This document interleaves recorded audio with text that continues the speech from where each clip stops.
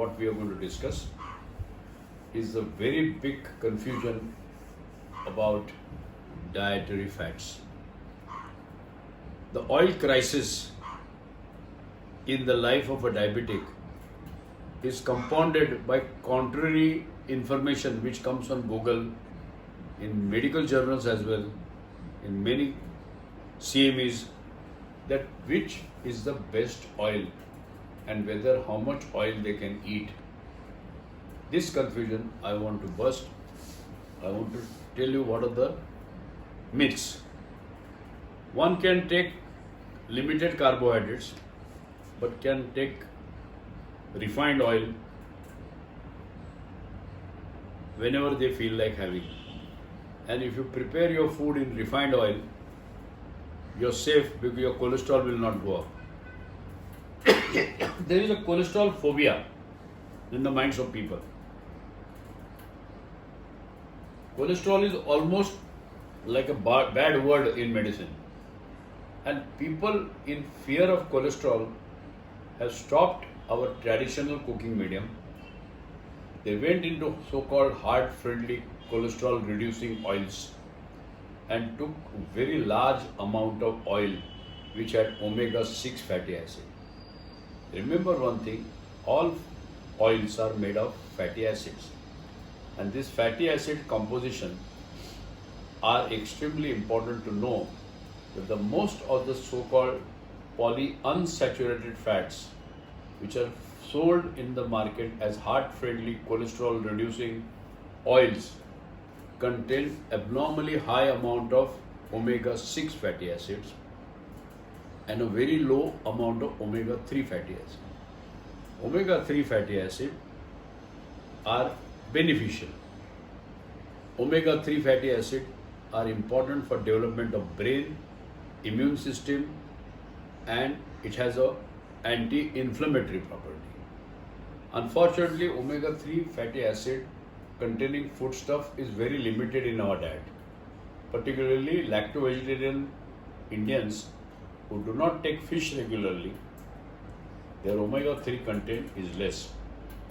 The foods which contain omega-3 adequately is flax seeds, walnuts, certain nuts, but they also contain omega-6.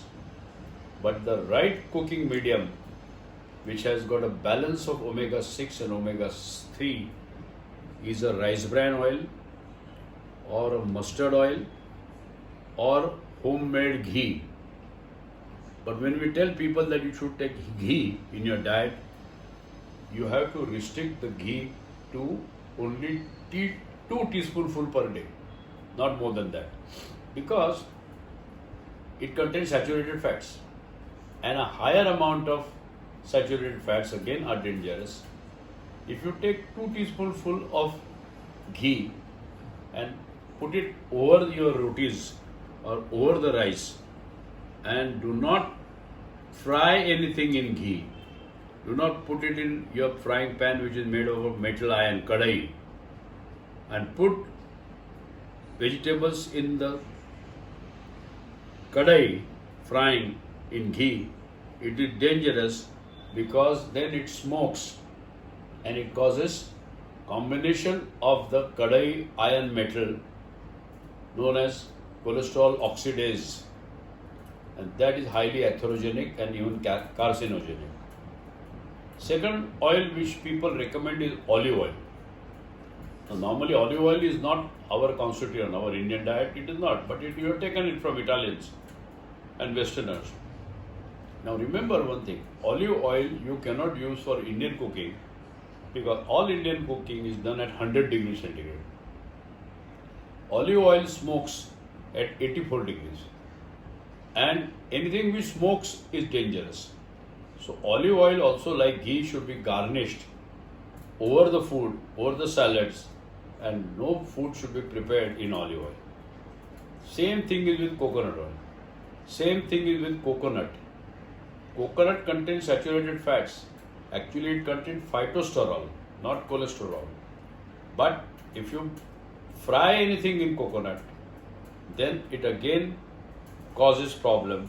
Coconut is to be garnished over the dishes and added above after cooking. So these are the things that you should know about omega-6 fatty acids. A lot of confusion is created about that. People say that this is omega-3 rich oil is being sold in supermarket. But the point is omega-3 content is far less, and the ratio of omega-6 to omega-3, if it exceeds 10, then it is not very healthy.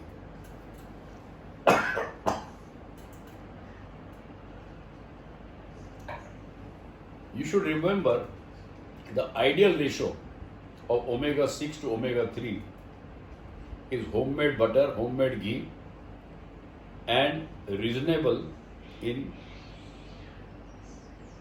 rice bran oil, even mustard oil. But it is definitely very high in safflower oil, in corn oil, in other seed oils, and therefore that should be minimized. A lot of people feel that nice weather, we are all waiting for rains. Many people are waiting for rains. As soon as it gets cloudy, the orders are sent to your wife as bhaji kar, kandachi. Now that is, one small bhaji is okay, but you cannot make a meal out of it. Many people make a meal out of samosa, bhajia, pakoda, vada pav. Vada pav is our national food. Vada pav is advertised all over the world as a very, very healthy burger of India. There are streets in Australia. My daughter lives there. She said in Harris Park in Australia, there is a little India. Modi ji went just now and he recommended there are some restaurants with the Indian food.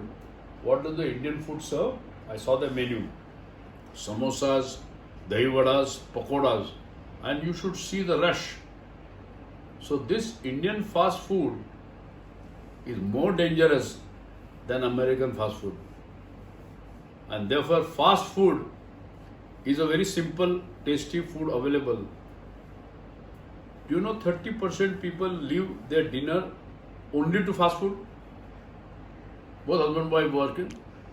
The tins are ordered with pav bhaji, vada pav. That becomes a major meal. That should be avoided. Our Indian traditional diet is ideal, and we follow a system known as Rutu Charya. It's a very wise thing our ancestors had designed. As per the season changes, we change our eating habits. Like in Vasant Panchami, we have Pana, Kalingad. Like in Sankrant, month of winter, we have Til, Gul. More fatty food but healthy. And change of diet according to season has no detrimental effect on human body, which we have forgotten.